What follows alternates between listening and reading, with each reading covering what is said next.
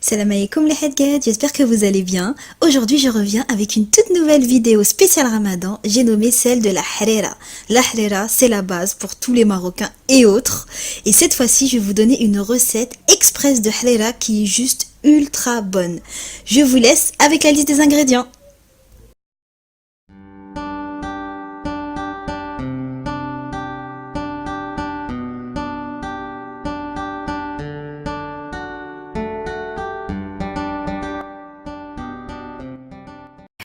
Avant de commencer mes Hedget, n'oubliez pas de vous abonner et d'activer la petite cloche juste à côté afin de recevoir une notification pour chaque vidéo mise en ligne. Donc les filles, pour la harira, on va avoir besoin donc de lentilles. Donc là ce sont des lentilles vertes, vous pouvez choisir celles que vous voulez. Je vous conseille vraiment de prendre les secs et pas celles en boîte parce que ça le fait pas du tout. Ensuite on va avoir besoin d'un petit peu de céleri, ça reste facultatif. Pour le céleri vous pouvez mettre les branches ou alors les feuilles, les deux sont très bien. Ensuite on va avoir besoin d'un oignon finement émincé, voire vous pouvez même le mixer, il n'y a pas de souci. Un peu de persil. Au niveau des épices, on va avoir besoin de gingembre, de curcuma, de sel, de poivre et d'un petit peu de piment. C'est facultatif, c'est comme vous voulez, ça relève un peu le goût. Ensuite, on va commencer. Donc en fait, ce qui est top avec cette recette de harira, c'est qu'on va tout mettre dans notre marmite. Ah oui, là, j'allais oublier des petits morceaux de viande, donc c'est de l'agneau. Moi je conseille vraiment de l'agneau. Vous pouvez mettre ce que vous voulez après, du veau, ce que vous voulez, mais bon, l'agneau ça relève vraiment, c'est vraiment top. Si vous savez pas quel morceau choisir, n'hésitez pas à dire à votre boucher, voilà, c'est pour la harira, il va vous donner des morceaux. Là c'est vraiment un morceau de, je crois, de gigot, qui m'a découpé en gros, et puis moi j'ai découpé en petits morceaux. Voilà. Donc comme je vous ai dit, ce qui fait que la recette est top, c'est qu'on va tout mettre dans notre marmite, cocotte, ce que vous voulez, et comme ça vous êtes tranquille. Donc là j'ai mis mes lentilles, ma viande, mon céleri, voilà, je mets tout, les épices, etc. Et je vais rajouter ensuite le reste des ingrédients. Donc là on va rajouter une petite cuillère à café de tomates concentrées. Et une fois ma concentrée rajoutée, je vais mettre, voilà, je perds mes mots, donc c'est la fatigue, la purée de tomates. Donc là j'ai pris une petite brique donc de 20 centilitres à peu près, 200 millilitres de purée de tomates.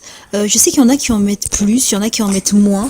Moi personnellement, 20 centilitres pour moi c'est très bien. Après c'est selon les goûts de chacun. Donc je rajoute ma purée de tomates.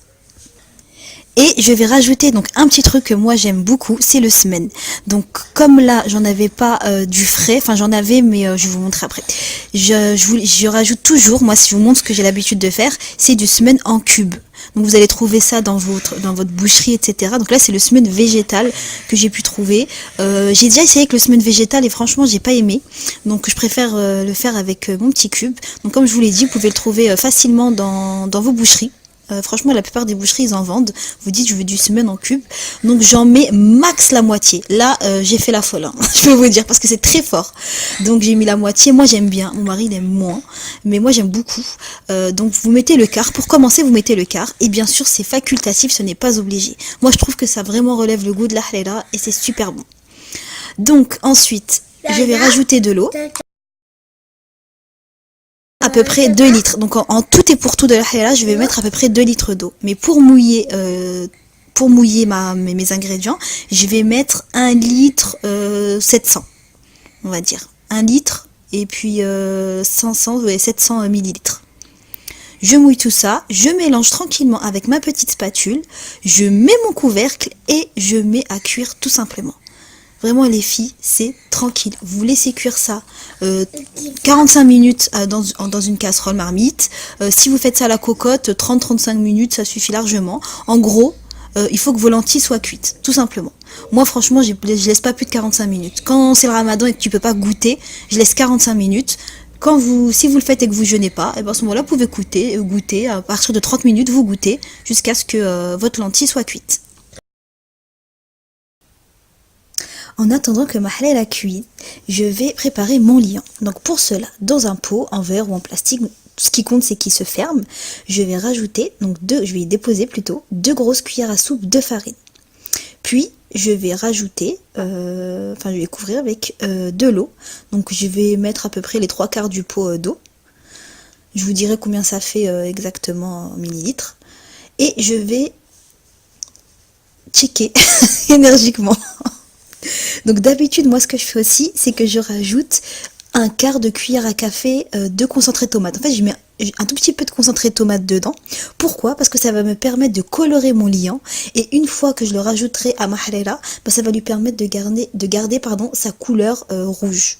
Tout simplement. Mais là, j'en avais pas assez, donc j'ai laissé comme ça. Revenons à notre halela. Donc une fois mes 45 minutes passées, donc je découvre ma halela, je mélange un peu. Donc vous pouvez le faire aussi de temps en temps. Vous laissez pas 45 minutes votre halela comme ça sans rien faire. Quelques fois, 2-3 fois, vous découvrez, vous mélangez, voilà. Donc une fois ces 45 minutes passées, je vérifie bien que mes lentilles sont cuites, donc ce qui veut dire que c'est bon.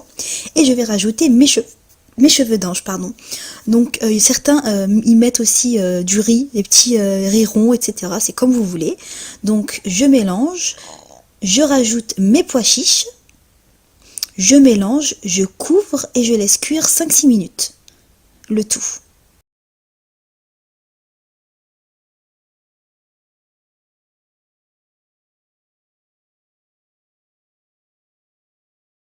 Une fois, mes cheveux d'ange et mes pois chiches cuits, je vais rajouter donc mon liant. Cette fois-ci, je vais le rajouter petit à petit. Surtout les filles, et aller vraiment petit à petit. Je vais rajouter mon liant donc et je vais mélanger en forme de 8, comme vous pouvez le voir.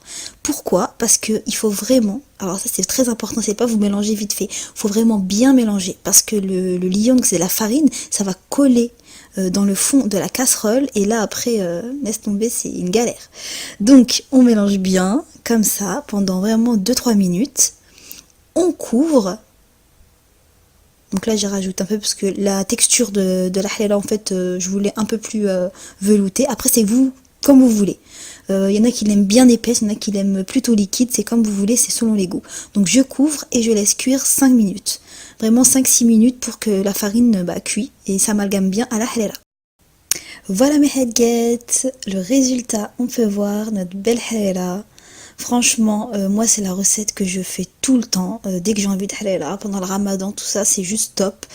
Si vous faites les préparatifs du ramadan, et ben vous pouvez couper votre viande comme vous avez pu voir au début de la recette, en avance. Vous pouvez faire des sachets avec tout dedans, à part bien sûr tout ce qui est cheveux d'ange, etc. hein. Mais les principaux du départ, vous mettez ça dans les sachets, vous avez juste à verser ça. Franchement c'est une recette au top, je vous la conseille vraiment. Donc si la recette vous a plu, n'hésitez pas à me laisser un petit commentaire et un petit message, c'est gratuit et ça fait toujours plaisir. Donc je vous fais des gros bisous et je vous dis à la prochaine, Inch'Allah.